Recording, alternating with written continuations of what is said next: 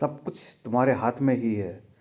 जो चाहे लिखते जाओ। विषाद कोई और तुम्हें नहीं दे रहा, तुम्हारा चुनाव है, तुमने चुना है। आनंद भी कोई और नहीं देगा, तुम चुनोगे तो मिलेगा। तुम जो खोज लेते हो वही तुम्हारा भाग्य है। भाग्य की पुरानी धारणा कहती है लिखा हुआ है और किसी और ने लिखा है, तुमने नहीं। भाग्य लिखा हुआ है नहीं, रोज़ रोज़ लिखना पड़ता है और किसी और के द्वारा नहीं, तुम्हारे ही हाथों से लिखा जाता है। यह हो सकता है कि तुम अपनी अचेतन अवस्था में लिखते हो कि अपने ही हाथ पराए मालूम होते हैं। तुम अपने को रंगे हाथ नहीं पकड़ पाते, तुम्हारे होश की कमी है। अगर तुम्हारा भाग्य लिखता है, फिर तुम क्या करोगे? तुम और फिर असहाय मछली की तरह फेंक दिया मरुस्थल में तो मरुस्थल में तड़पोगे। किसी ने डाल दिया जल के सरोवर में तो ठीक, फिर तो तुम दूसरों के हाथ का खिलौना और कठपुतली हो।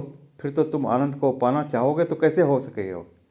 इस भाग्य की धारणा को मानने से तुम्हें बड़ी सुविधा मिलती है, यह कि सारा उत्तरदायित्व हट जाता है।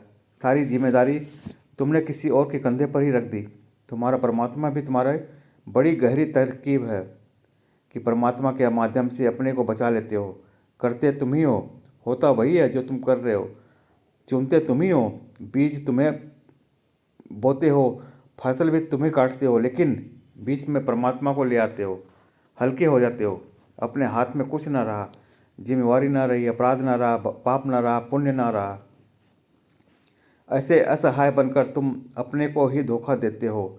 मन की बड़ी तरकीब है जिम्मेदारी को कहीं और टाल देना, और यह तरकीब इतनी गहरी है। आस्तिक भगवान पर टाल देता है, नास्तिक प्रकृति पर टाल देता है, लेकिन टालने के संबंध में आस्तिक हो या नास्तिक दोनों राजी है। थोड़ा सोचो, जैसे ही तुमने जिम्मेवारी छोड़ी, तुमने आत्मा को भी खो दी।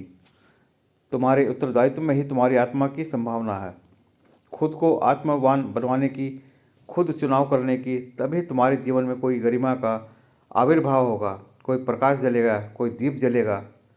अन्यथा तुम अंधकार ही रहोगे। नमन, ओशो।